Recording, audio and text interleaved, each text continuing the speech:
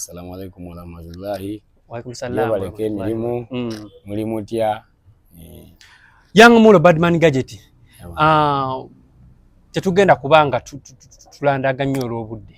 Kansooke mbakuliseeyo mu kuba nti okubeera nga mwawolekeddeko mukwano gwammwe muganda wammwe Master Parrot mukulikeeyo maziika. Ogambe nti tuwavuddeyo. Of course. Twabaddeyo. Nammwe abasobodde omwerekerako abalala mukulikeeyo. Young Mulo ngenda kuzaako keeki mabega katono nnyo. Otunnyonnyole oba gwe nga gwe Master Parrot wali omutegeera otya era gwe mujja mu kyokkwatagana mwene endongo gye tulimu. Master Parrot nange mumanyi nga bw'omumanyi nti yakuba endongo nga nange sinnagikuba. Nange nali muwagizi wa ndongo ye emyaka mingi nnyo emabega, so nagenda okujja mu system nga mumanyi era nga mwagala, so tweguddeko enfunda eziwera emirundi mingi nga tubadde tunaba collaborating ngayo mu kayimba naye tweguddeko enfunda eziwera tubadde tukolera eyo mu shosho tubadde tulinkingangako nga ntiro mugwako. Musajja mulungi ali positive nnyo, talina any negativity. Biki by'oyinza okuba nga omujjukirako abalabi baffe be beetaaga? Nsobola kugamba nti muliro. Musajja mwana wa kaliro, tayagala nnyo mboozi, fireman. So n'ennyimba ze zonna mama abaana weebale, you know, kati mwana ennyimba nyingi nnyo Parrot ze yakoba ezinyuma. Sobola gamba njukirako oba zino oba ziri, so sijja kugenda mbyabulamu bwe bwa bulijjo nti oba namulabako wanne wali naye kandi recognizing ennyimba ze. Era wowe nnyini if I may to ask, abannayuganda oza kiki bagenda okuba nammwe bennyini bayimbi banne kiki mugenda okuba nga mumumiisingako okutwaliza ewamu? Of course byonna kati ensi wuyo omusajja omugaso abadde wanjawulo, so nga lwaki togenda gwe mumiisinga kyetaaga oyagala kugamba nti kati omututte nga mukyala nti oyagala tugamba nti omiisinga embeera gy'ogenda okuyitamu mu nnyumba, tugenda kumiisinga endongo ye, tugenda kumiisinga laavu ye, elaavu gy'alina eri eggwanga. Omusajja abadde waalaali yagaana okulya enkwe n'okukuta, kitegeeza y'omu ku bantu be mbadde nsinga okukkiririzaamu nze nga nze Mulo. Njagala nnyo abantu abateerya ntama abagamba ye nga ye no nga no, so bw'atyo bw'abadde. Kale mukulikeeyo mukuziika muganda wange. Amiina. Weewaawo nga bwe nkugenda tukwataganyemu kwe ne Young Mulo, emabega kaawo omusajja ali fresh nga bw'omulaba, mugole to be. Young Mulo, sooka otubuulire, twalaba wateekayo posta eraga nti munnaaye ogenda kwanjula oba ogenda kukyala ewa mukyalawo. Sooka otubuulire nti ensonga eno otuuka otya akaseera okugamba nti kati ke kaseera akatuufu ak'okubeera nti munnaaye ngende mu bazadde ba mukyala wange anyanjuleyo munnaaye officially? Ibula mwana mukubisa mwana.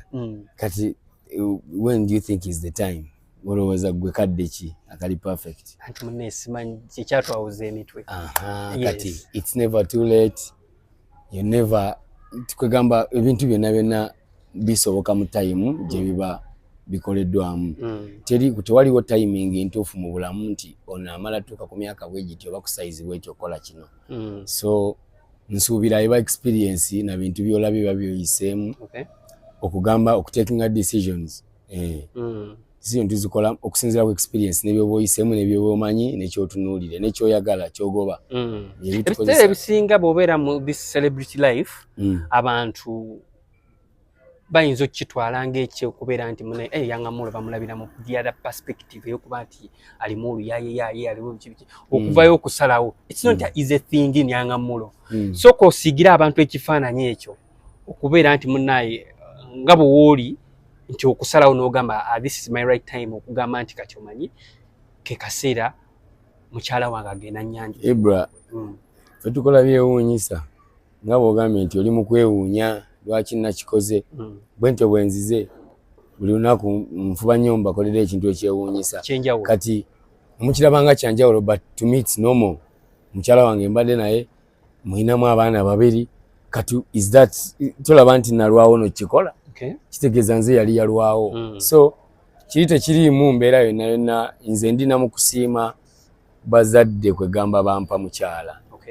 bendi mu kusiima kuba kati omukyala yampa abaana babiri naawo nandibadde nasiima nadda nalwawo Ibra so tekiriiko kya ale tekiriiko kya kusalawo mbu oba kuyita mu biki nembeera just nze nagambye mwana teri ensi munsi tetulina timing ntuufu gy'omanyi nti kugundirwe ngenda okukola bwe nti so neŋŋamba era njagala kwebaza bakyali bange bonna abantu bonna mikwano gyange abansuubizaayo kumpushingako ku mukolo guno abapuliginze n'already abampadde akasente so mbebaza nnyo mwana wonna gye muli nyinza obutabamenya omu ku omu naye mwebale nnyo mwebalire ddala era nsaba nammwe abaŋŋamba nti nzije nsaba mumpite era nzije Yangamulo tambuze ku lw'omukaaga luno ngenda kukyala Ibra ku lw'omukaaga luno lwennyini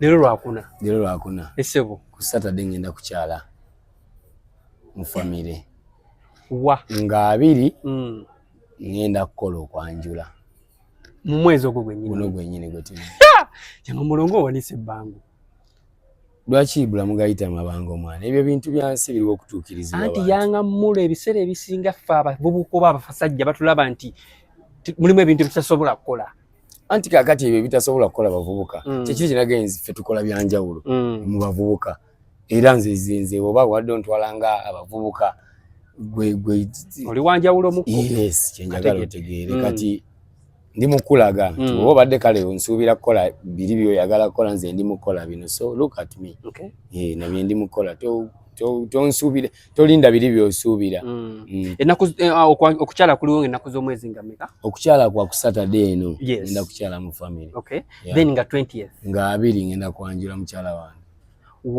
mpererwawo nange ndoza amaka bukedde TV ne bukedde olupapula bukedde embutikizi New Vision jajja waazo basobola okukuwako kye bankolera ne bagamba mulo tukusupport nze omanye emyaka gye mbeereddewo bukedde TV n'emyaka gye tukuteibula gye batulikodinze bakebere mu archives zaabwe Yangamulo kuva 2 emeka ndi omwo ne bukedde TV mwana bukedde njagala kuisinzira wano mbasabe namwe munsupportinge mwana ku mukolo gwange mumpushinge muko tulabise kubanga mbadde munnamwe tukoze ffenna bukedde ebbanga lyonna tutambudde ffenna olugendo tulutambudde ffenna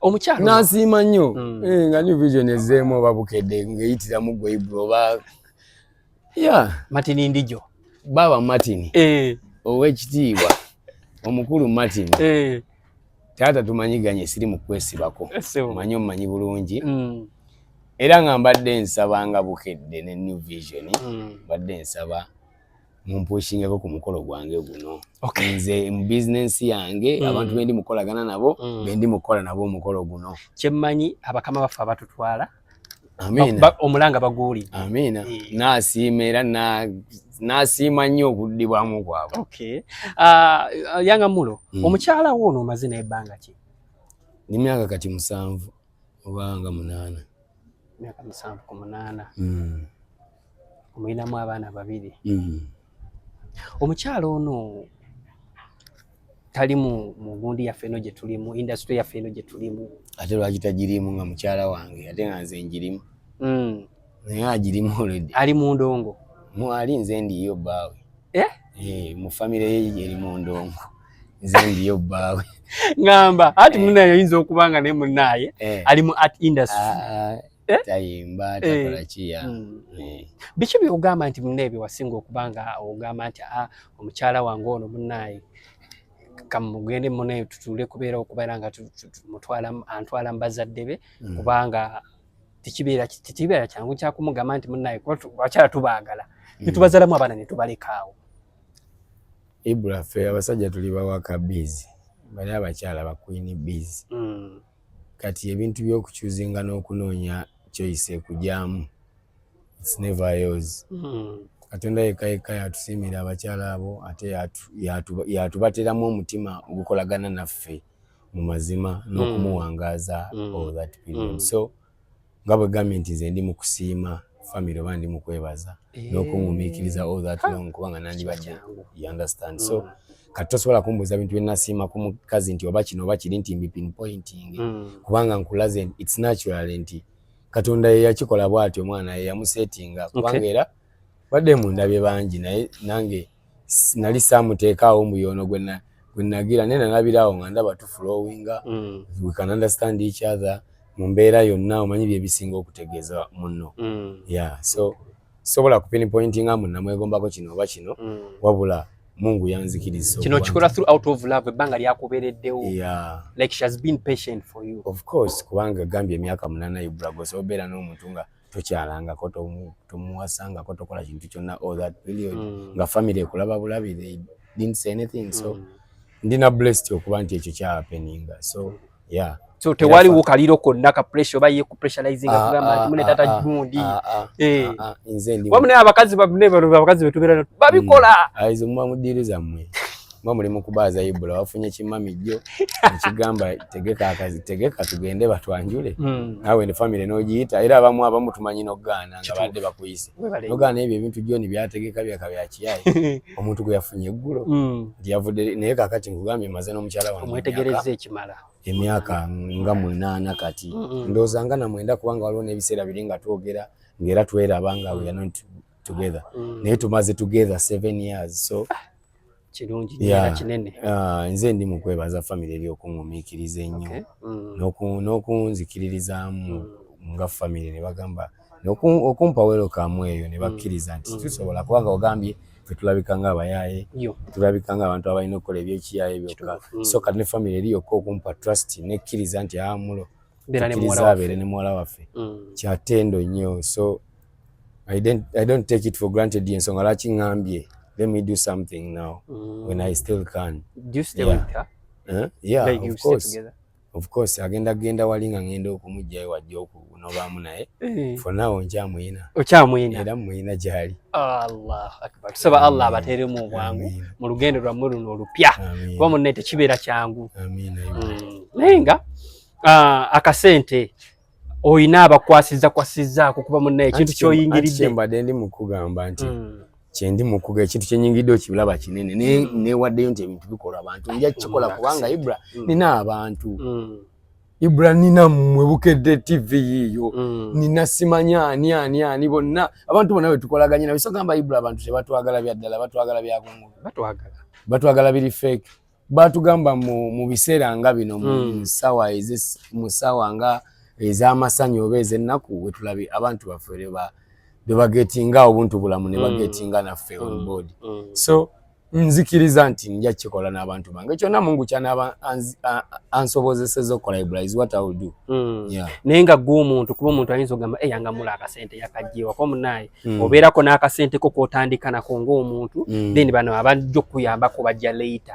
Yes nkugambye ku Lwomukaga ngenda kukyala kitegeeza nali neesetinga ddayo awo era okyali kwezo nsonga ngenda kukyala ku Lwomukaga kitegeeza nali nakyesetingira kiri nga bwe ngenda wano maaso era ndi mubayita Bukedde nsaba sente zakwanjula sibasaba zagenda kukyala mbasaba wali mu maaso nti ngenda kwanjula bankwatire kubayinza lugamulo katukuleetere tenti eri bwaguge ya milioni 12 obeera omwo Bukedde TV babikola naye mashallah alhamdulillah tunasi well yanga mulo abagambye naku z'omwe actually si naku z'omwe tukyabala naku za mwezi the day is on Saturday okukyala kwe kuliyo Saturday no atugambye emperere right okukyala ngenda kukyala around wano ku Ntebe Road sagala ku disclosing awo kubanga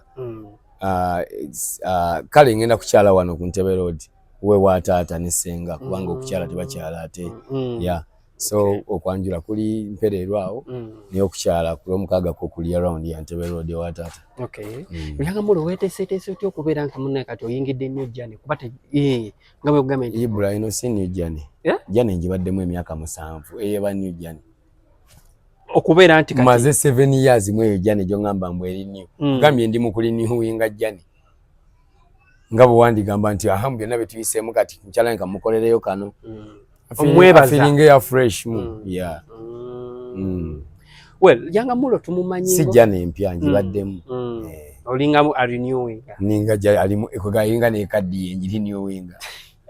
You understand? Ayanga mulo wa foli, yanga mulo wa fono wennaku zino ko yanga mulo wedda bannaye. Oba yakakana bukakanyi. Yanga mulo oli yali badman. Badman ate ngo bwaberawo embere yokubera nti kuba mune omuntu yabera naga ayanga mulo. Bateka onene embere yogamba mbu yanga mulo ali mu bino ebintu byokunja kula ebintu by'abantu.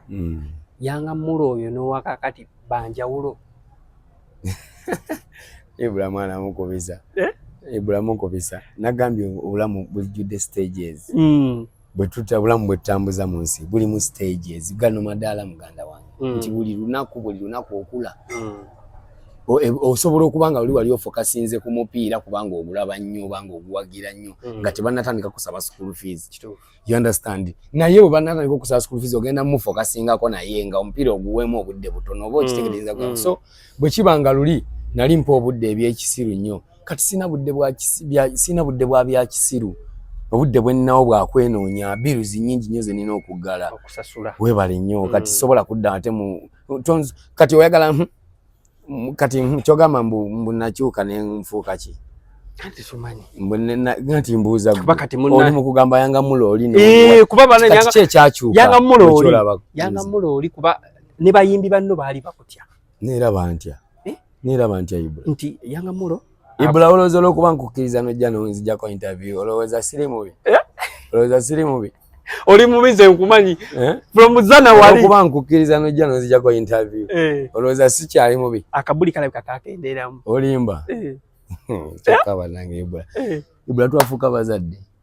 Okyegera kati oyagala ondabe nga nsikayo ekitogi ŋŋende waka muwala wange ŋŋambe dadi wasise ekitogi bulungi ekyakyali.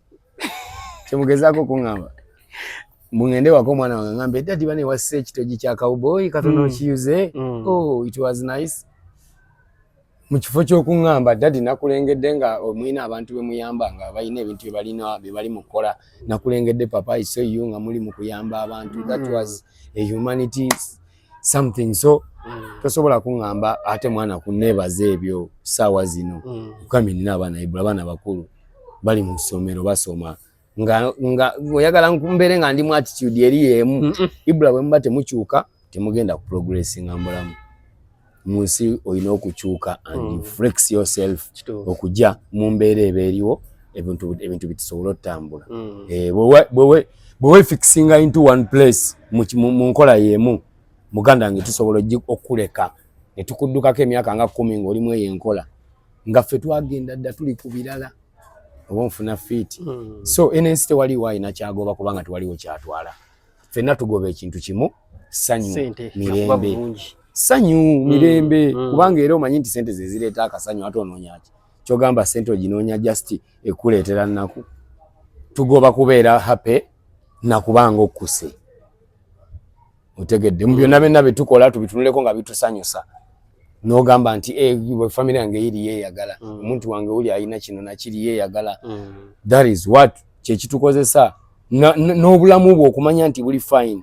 Kubanga tekirina kye kikola kugaggawala nga obulamu mu lubuto ojjudde ebirwadde ng'ate mbundi rich. Ate ekyo kikola doesn't work. Oba ogenda ziriira mu bulumi okategedde. So byonna birina okubeera balanced kubanga obulamu butambula. Ne mind olina ogirowoozaako before taking decisions ezo ziri too hard. Olina mind ogirowoozaako. Mu byombi ki ebyasinga okukkakanya ogamba nti kati ensi eno kangigyeko amaanyi yanga mulo? Nedda sigijjangako maanyi. Ndi mukambwe nnyo era buli ekisala maaso nkikwatako. Ng'ojja kudda wano mbi ne byokkuggirako kateni nti kubanga ndabe kafeesa akali tosuula gaadi ojja kuwooma. Ebyo twabuuka buli budde tutubeera kati abantu tulivingira mu moods nti mood gyonsanzeemu y'engeri gyontegeeramu. Ati ojja kunsanga nga neewombeesebwe nti ndi kaamu ogambe badman nga yayunguwala. Kati ojja kunsanga nga namaayuusa atodduke. Okategedde? So byebyo mwana. Guli balanced Ibula. Olina okubanga ebintu ebibalansinga. Ebintu by'amagaali bino Yanga Mulo kyabiriko obukyabirimu ogamba gano ge tulimu n'amagaali g'abayimbi ge batera okuba nago mayimba amagaali okukuba abantu kunyakula bintu by'abantu. Nze sikyavuga bugaali nze ndi muvuzi wa train nvuga ya ggwanga ddala. Aga n'amagaali abayimbi ge babeera nago ag'okubeera nti nkugambye bwe baba nga bavuga obugaali nze nvuga train. That's why tonsanga na bugaali kyekiri kyegambye nti bw'oba oyagala kulaba ebyo ojja kunsanga mu moment yabyo obanga waliwo yantinkudde nga nina omulagako ekyo nakyo kirabe. Nze sobola kikunnyonnyola tulabe character entuufu eza Yanga Mulo. Sobola kikunnyonnyolera wano nja kukola bwe nti simanyi nsobola okubaleeta ekyo osobola kuntegeera nga ndi mu budde obwo nga waliwo ali mu kinkola n'oddawo dda n'olengera. Nsisobola nze kubyogera na bigambo mbw I can do this ndi kibanda nnyo bwe nti no ebyo njagala nze bantu be bannyumyako Ibula nga bwozze n'ogamba mwana waliwo oti nze byogamba sikyabijjukira sikyabijjukira ebyo byongamba musimanyi bannali ntya kitegeera ndi mu kubaaza mwana era njagala kuyisinziira wano Ibula mpite bakyali bange bonna nga abiri tugende mperere twanjula omukyala bino ebyokukyala bya kateni byange sigenda genda nnyo nankala kati tulina abayimbi bagenda kuwerekera nga ngenda kukyala omuyimbi ankyalireko bamuzaala nange tulina abayimbi mikwano gyo balina mikwano gyange naye baŋŋambye ebintu by'okukyala baba mulimu kwemanya family and family nti obadde ombuuza tolinaayo kuba kulubo tolinaayo kubaganda bo bw'ogenda genda nabo ebyo ebintu gyebadde nsuubira abayimbi yes abayimbi ye famire yange gye nakolawo gye natonda naye waliwo famire enzaale nayo abayimbi ye family gye nakola nga nze by'okuyimba naye waliwo kati gye ndi mu kuyita ku ey'obuzaalirwana yeno gye ŋŋenda nayo mu kateni mu kutumanya eno mu mafamire batumanye nti yono wano omwana waffe kibya bano ne bwe bati so bamanyi si nti nno ndi mu kwennyonnyola tebamanya naye nga bwe nagambye nti oba balina okumanyira ddala mbutongole kyekyo omusajja kaba kutumanye ng'omusajja w'okulusi era waali tugenda kwanjula kabako ekyamaani w'omukolo gwange ngolooza lwaki siwaliyo muganda wange muzaale naye no famire gye nakola kati ogiwulira tuli mu kupangapanga kwanjula kategedde ye chairman omukolo gwali era chairman wange si abadde chairman mbuneno nga ngenda obukyala bino ebyokukyala bibaddewo nga twali planning nga tulina obikola naye kuli kwanjula nali njagala omukolo gukolera wamu for the same date naye ne baŋŋamba nkyawulemu nsooke nkyale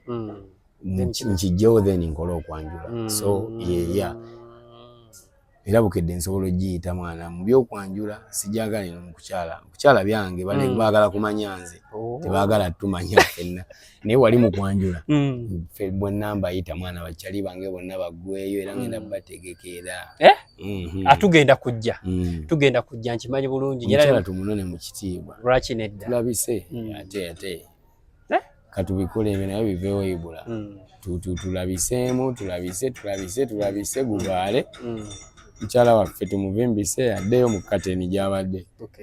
Yanga Mulo as we speak kati Yanga Mulo ali ku ki cause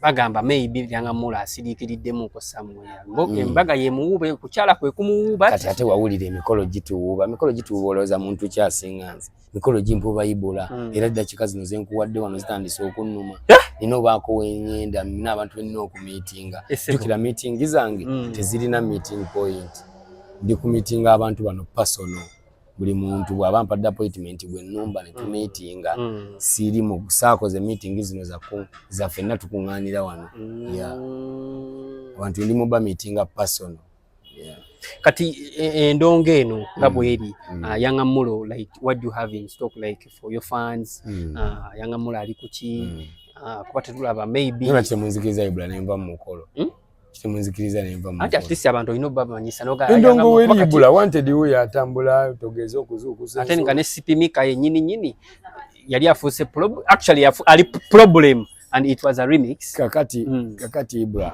music mubawa era mukola era ngenda mukola era nkyamukola era ngenda mubawa era mbadde nsuubira kimuzze nga byendongo ebyo si muze okummanja nga muzo ku siffe oyina bafani nkimanyi era ensonga lwaki sirekera okubakolerera baweereza music nfuba nnyo mu mbeera yonna nenteekawo kye mbateereddewo so ngenda bbawa Ibula kanve wano mulino emikolo gikyakuuba oyagala kundaba nga ninga olutindi nti wakasenti gyempuuba oyagala newujje nti neba neyangamula ani agenda okukulabisa ku mukolo banna nayira Ibula nga yenze mwenyewe gwe naye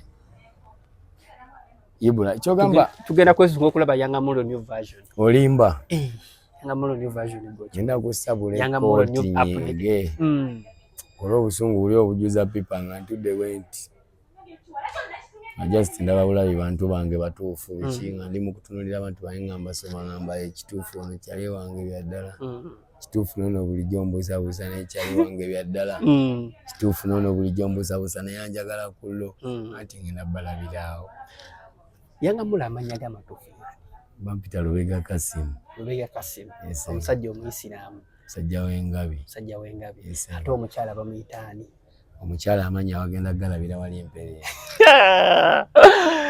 oh my goodness Yangamulo kibyagala nammwe mujja babukedde mulabe ku mukyala wange munyumirwe lwaki mbawo wanamanya muddeeri mutandika otambuza mutandika gatwa mutegedde egundi mujje wali mu bungi mulabe ku mukyala wange kibayita okwanjula omuntu bamulabe kati lwaki mubanjulira nga temunnamu by the Yangamulo omukyala musiraamu omukyala si musiraamu ate omusajja musiraamu nenja musiraamu laawo mu maaso gubaala ndi mugugatta omuntu tebamusiraamula lwampaka mbu kubanga wakamulaba nanti nkugamba nina omuyigiriza eddiini n'omusomesa principles zaayo okuzitegeera simalaga musiraamula mbu kubanga namulabya njagala agende mu kintu nga kiva ku mutima ng'era akyagala era bwe kibeera tebakaka muntu ddiini oba osudde naye nga yakyagala mulimu abantu abamu nagamba yandibadde yakyawadde omusajja yandibadde yavadda ku musajja kubanga nze ni musajja muisiraamu bulungi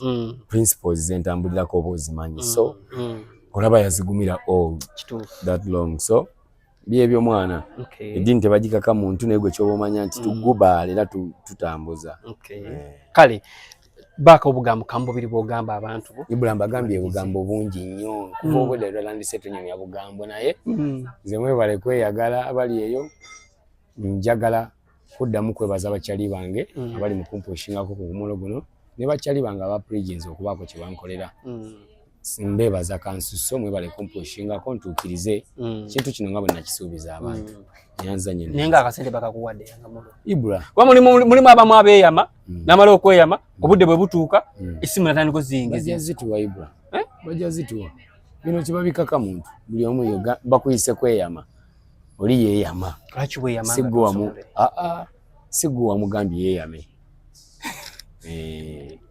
omuntu yeeyama ajja ku mutima sigwa oba omugambye so kiba kiruma ye bw'aba yeeyama n'atakuwa kubanga tewamugambako nti akasembayo ensonga zonna mwazitereeza nze nalimbeddeko mu nsonga yonna kuba abayayi bonna besindise gy'oli okubanga bakukonjera ensonga omukulu champion Scorpion Shaba gwe nze tebanjijonkera wiiki tebampezaako yadde wiiki era ebyo byakoma eyo Uncle Pinze sibangako naye buzibu musajja wange ne Scorpion Shaba musajja wange simwinaako buzibu ali eri atambuza bindongoye so sisuubira nti nno nina obuzibu n'omuntu yennayennawo ate n'ekirala lwaki temunzikiriza ne mmala obugole bwange ensonga muzitegedde akyalina bingi ebyotugamba naye nga gyali mugole tusooke tumuleke tusooke tumuwa maloko okubanga yeetereeza obugole bwange Ibula kale ijja kuddamu tumayuke mumuwulidde kale thank you so much atugenda kubanga tusukkakaawo abalabe baffe aba Bukedde TV ku program akasalabecca from Monday to Thursday. Thank you so much.